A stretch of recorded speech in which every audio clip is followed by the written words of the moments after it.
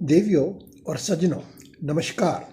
मैं आपका एस्ट्रोलॉजर पंडित एस के शर्मा अपनी यूट्यूब चैनल ज्योतिष डिवाइन एस्ट्रोलॉजी में आपका एक बार फिर से हार्दिक अभिनंदन करता हूं। आज फिर आपके लिए एक नई वीडियो तैयार है और उम्मीद करता हूं आपको ये बहुत पसंद आएगी। दोस्तों, आज की पोस्ट का आधार है सपनों का संसार।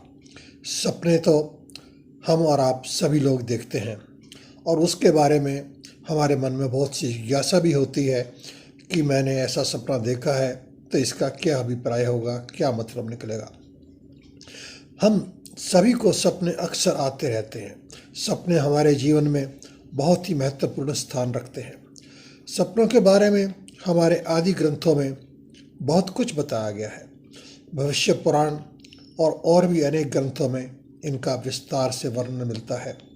आज इसी टॉपिक पर मैं आपसे कुछ महत्वपूर्ण वार्तालाप करने जा रहा हूँ। आशा है आपको ये पसंद आएगा।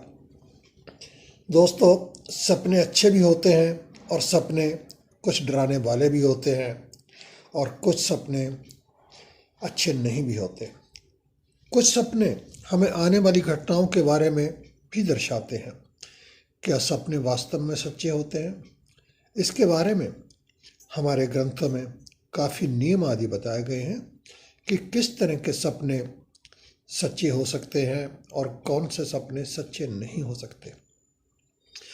दोस्तों, इसके बारे में एक महत्वपूर्ण बात तो ये है कि रात के पहले, दूसरे और तीसरे पहर में देखे गए सपनों को कुछ अधिक महत्व नहीं दिया जाता।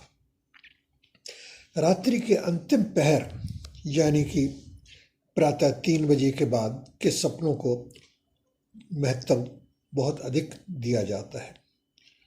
आज हम आपको कुछ सपनों के बारे में विस्तार से बताने का प्रयास कर रहे हैं।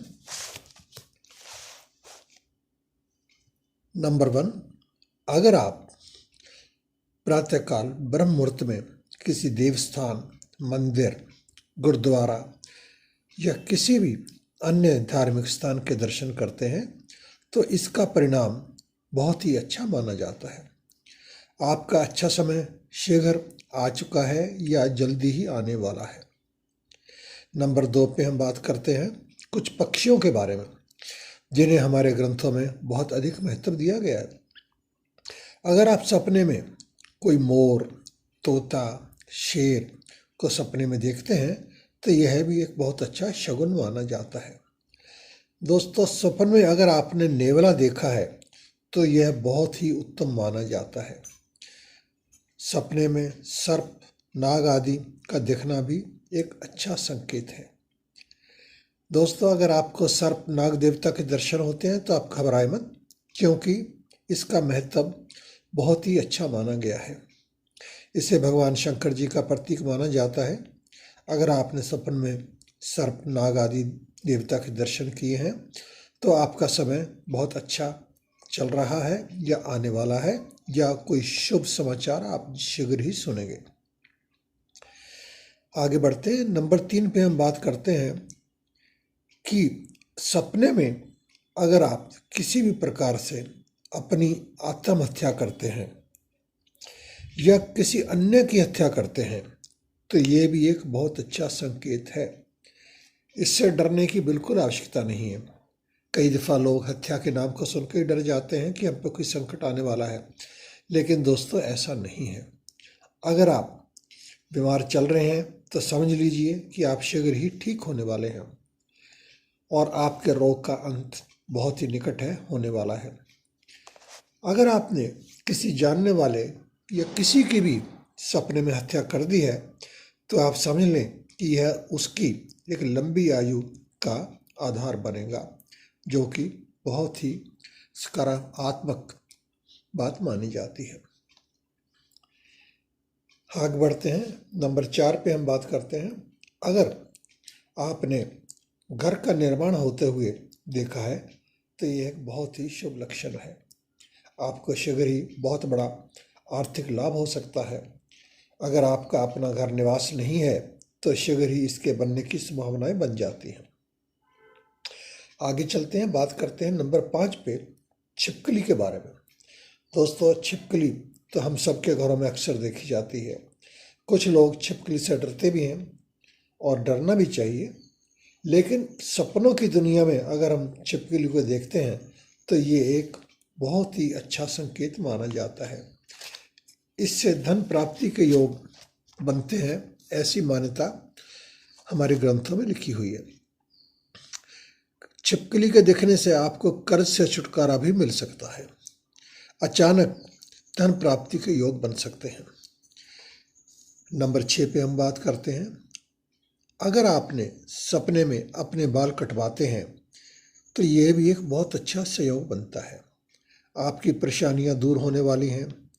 अगर आपके ऊपर कोई कर्ज है तो आप मान लें कि आपका कर्ज बहुत ही शीघ्र दूर हो जाएगा। कहीं ना कहीं से ऐसे साधन बनेंगे कि आपके ऊपर जितना कर्जा है वो ऐसा ऐसा सारा ही दूर हो जाएगा। आगे बढ़ते हैं, नंबर 7 पर बात करते हैं। अगर सपने में आपने फटे पुराने वस्त्र पहने हुए हैं या आप किसी प्रकार से विलाप कर रहे हैं तो दोस्तों ये एक अच्छा संयोग नहीं बनता। आपके घर पर कोई विपत्ति आ सकती है, कोई परेशानी आ सकती है। ऐसी स्थिति में क्या करें? आप अपने सपने के बारे में अपने जानने वालों को अधिक से अधिक बताएं और अपने इष्ट देवता का अधिक से अधिक जप पाठ करें।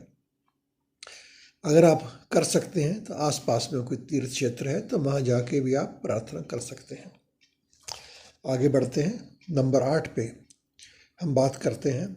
अगर आपने अपने जीवन साथी के साथ किसी भी प्रकार से सपने में लड़ाई झगड़ा किया है तो दोस्तों इसमें डरने की कोई बात नहीं है, क्योंकि एक बहुत ही अच्छी इंडिकेशन है। आपका वैवाहिक जीवन का समय प्रेम पूर्वक चलता रहेगा। आपके भविष्य में अच्छा समय है। आपकी घर गृहस्थी अच्छी प्रकार से चलेगी। आपको डरने की बिल्कुल आवश्यकता नहीं है।